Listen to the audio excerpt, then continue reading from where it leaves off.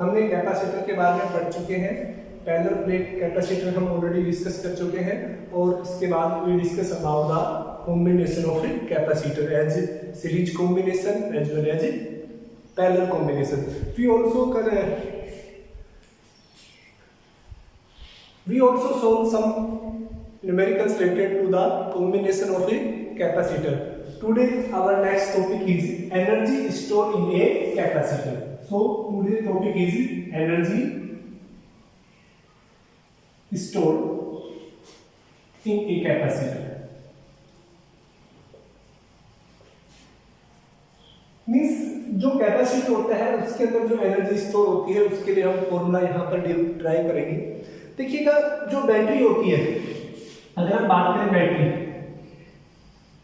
अगर दूसरा अगर हम बात करें कैपेसिटर के बारे में, बैटरी क्या होती है, जो इलेक्ट्रिकल एनर्जी है उसको धीरे धीरे अपने अंदर as a chemical energy store करती है और जब रिक्वायरमेंट होती है उस टाइम क्या होती है, वो chemical energy as a electric energy क्या होती है, यूज की जाती है एक लॉन्ग टाइम ड्यूरेशन के लिए, 1 आवर्स 2 आवर्स 3 आवर्स। जैसे आप इन्वर्टर में देखते हैं जो टाइम ड्यूरेशन है वो डिपेंड करता है कि आप कितना लोड अप्लाई कर रहे हैं, ठीक है।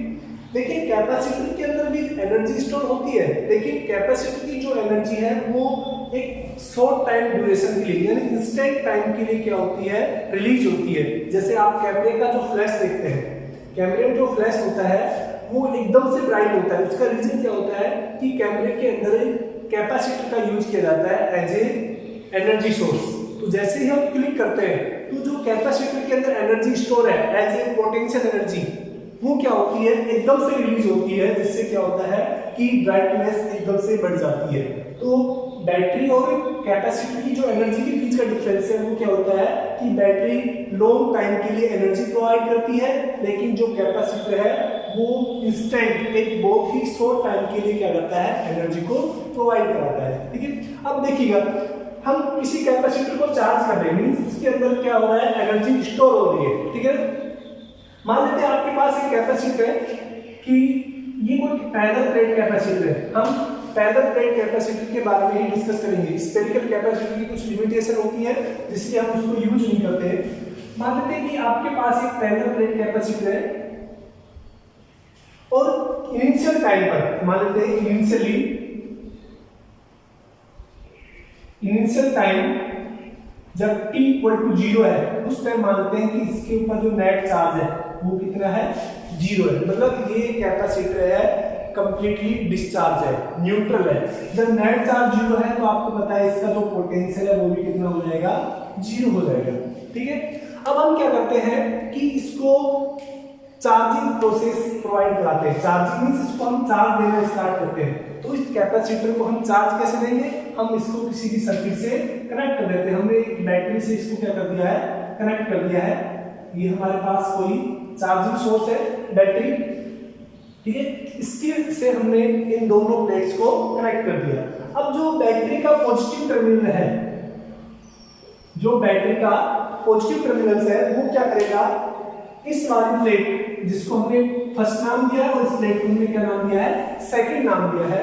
फर्स्ट प्लेट से इलेक्ट्रॉन को अपनी ओर क्या करना, खींचना स्टार्ट करता है, जिससे क्या होता है कि पहली वाली प्लेट के ऊपर कौन सा चार्ज जनरेट हो जाता है, पॉजिटिव चार्ज जनरेट हो जाता है। और इधर की तरफ इलेक्ट्रॉन को स्टोर करना स्टार्ट करते हैं, इसलिए क्या होता है सेकंड वाली प्लेट पर नेगेटिव चार्ज स्टोर होना शुरू हो जाता है।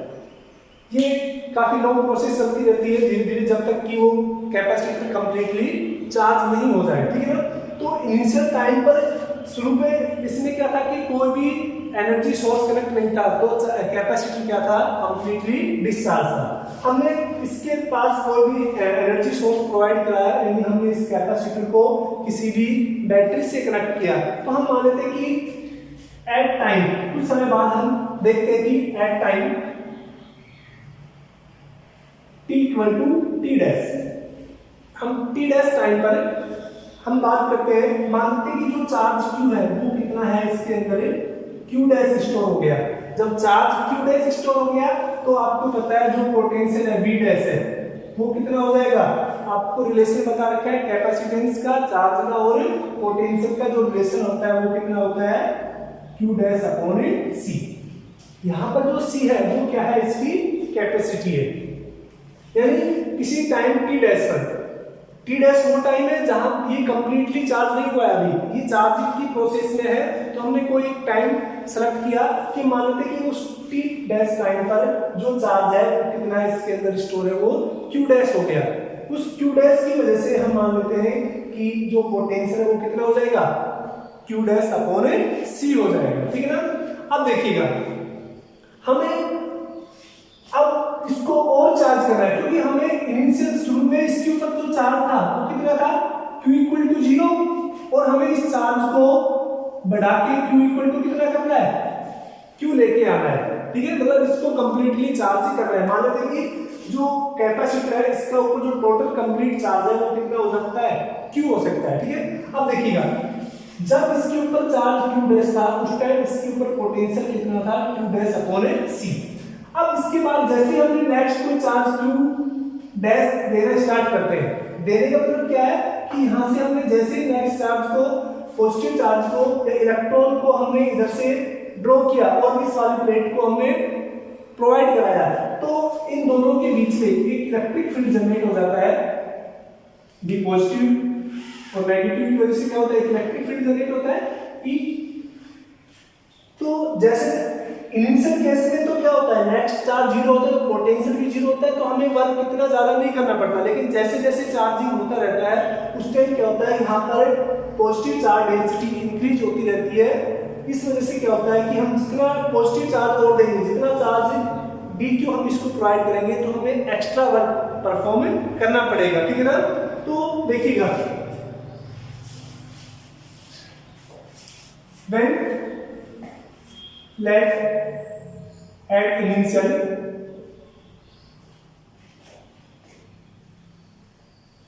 charge on plate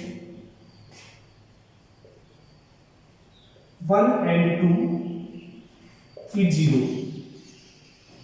मीन्स जो फर्स्ट और सेकंड जो प्लेट है उनके ऊपर चार्ज कितना है, 0, और इसलिए पोटेंशियल भी कितना हो जाएगा, 0 हो जाएगा, ठीक है ना।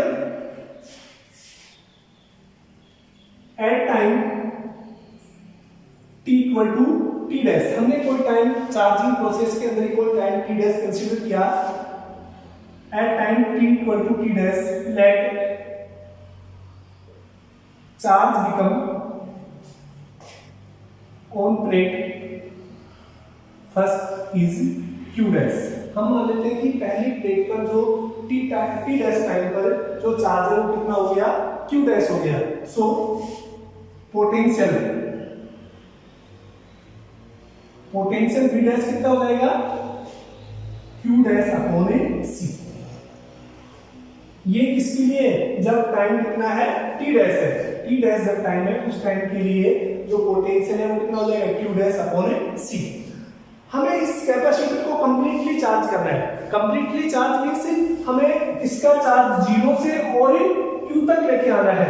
मान लेते हैं इसकी जो कैपेसिटी है, चार्ज कैपेसिटी है वो कितनी है, कैपिटल Q है। यहाँ पे Q डैश कंप्लीट चार्ज नहीं है, ये किसी भी इंस्टेंट का, किसी भी चार्जिंग प्रोसेस के दौरान किसी भी पॉइंट पर किसी भी टाइम इंटरवल का क्या है, चार्ज है, ठीक है। अब हम क्या करते हैं, इसको कंप्लीटली चार्ज करते हैं। तो जैसे हम नेक्स्ट डेल्टा Q चार्ज हम धीरे धीरे जिसको चार्ज दे रहे हैं, हम दे रहे हैं मतलब बैटरी क्या कर इसको चार्ज प्रोवाइड करा रही है, धीरे धीरे इसको चार्ज प्रोवाइड करा रही है। तो जब नेक्स्ट dq चार्ज हम इसको देंगे तो इसके ऊपर ऑलरेडी पॉजिटिव चार्ज है, इस पॉजिटिव चार्ज की वजह से क्या होगा, इस dq के ऊपर एक रिपल्सिव फोर्स लगेगा। तो बैटरी का काम क्या होता है, उस रिपल्सिव फोर्स के अगेंस्ट जाकर, मतलब वो बैटरी क्या करती है, एक वर्क करती है और उस प्लेट के ऊपर पॉजिटिव चार्ज डेंसिटी को लगातार क्या करती रहती है, इंक्रीज करती रहती है, ठीक है ना। देखिएगा after that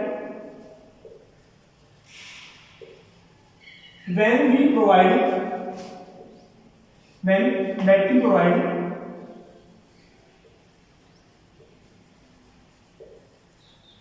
dq charge, q dash मानते हैं charge, then small work DW perform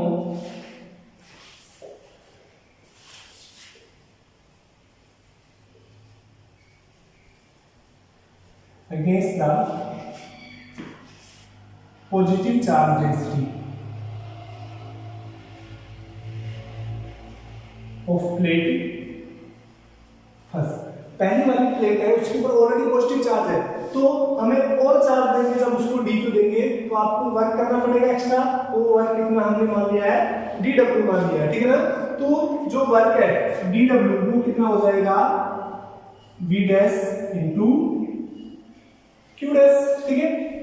या फिर हम यहां से कर सकते हैं dw equal to q dash upon c into dq, q dash, ठीक है। अब देखिएगा हमने इस कैपेसिटर को इनिशियली जीरो से और कितना चार्ज करना है, कंप्लीटली चार्ज करना है। और कंप्लीटली चार्ज में इसको कितना चार्ज स्टोर हो सकता है, इसके अंदर q चार्ज स्टोर हो सकता है। So total work done by charging from q equal to 0 to q equal to q, means इसको कंप्लीटली चार्ज है वो कहां तक से, जीरो से लेके और कहां तक करना है, उसको q तक चार्ज करना है, ठीक है। तो जो कंप्लीट वर्क होगा w को कितना हो जाएगा, जीरो से लेके और हमें कहां तक करना है, q तक करना है, q dash upon c into dq। ये हो गया यहां से। या फिर यहां से देखिएगा हम इसको कर सकते हैं 1/c तो बाहर हो गया, q डैश dq डैश यानी x dx का क्या हो जाएगा, x² अपॉन 2। ये हमें इंटीग्रेशन पता है, x dx का इंटीग्रेशन कितना होता है, x² अपॉन 2। तो यहां से देखिएगा x² अपॉन 2 का मींस क्या हो गया, q dash upon q dash square upon 2, ठीक है। यहां से जीरो से लेके और कहां तक करना है आपको, q तक इसको चार्ज करना है, ठीक है। यहां से w इक्वल टू कितना हो गया, 1/c, 2 को भी हमने बाहर ले लिया, कितना हो गया q स्क्वायर माइनस 0 का स्क्वायर। या फिर यहां से कर सकते हैं w equal to work and potential energy क्या होती है, सेम होती है, वो कितना हो जाएगा q square upon 2c, that is the energy store in a capacitor, ठीक है। देखिएगा हम इसको और भी लिख सकते हैं, आपको पता है we know that q equal to कितना होता है, ये एक्स्ट्रा में q इक्वल टू क्या होता है c, यहां से जो पोटेंशियल एनर्जी है वो कितनी हो सकती है, c square v square upon 2c, यहां से क्या हो गया हाफ cv स्क्वायर। ये भी किसके लिए एनर्जी होती है, कैपेसिटर के लिए, ठीक है। तो ये एनर्जी है वो किसके अंदर स्टोर हो रही है, इस कैपेसिटर के अंदर। मैं वापस से रिपीट कर रहा हूं, मान लेते हैं कि दो प्लेट है कैपेसिटर की, फर्स्ट एंड सेकंड। शुरू में ये न्यूट्रल है, मतलब उनके ऊपर जो चार्ज है वो कितना है, 0 है। हमने किसी भी इंस्टेंट टाइम t पर हमने जब उसको बैटरी से चार्ज प्रोवाइड करा रहे हैं, तो मान लेते हैं कि उस टाइम उस चार्ज फर्स्ट प्लेट पर जो चार्ज है वो कितना हो गया, q डैश चार्ज हो गया, ठीक है ना। हमें जब q डैश चार्ज हो गया तो पोटेंशियल कितना हो गया उसका, q डैश अपॉन v। हमें पता है कि जो c है वो क्या होता है, q अपॉन v, ये रिलेशन होता है। तो यहां से देखिएगा अब जब हम उसको नेक्स्ट q डैश चार्ज देते हैं उस टाइम क्या होता है, स्मॉल वर्क परफॉर्म करना होता है, वो मान लो कि हम क्या हो गया, dw हो गया। तो वो dw क्या हो गया, v dash into q dash.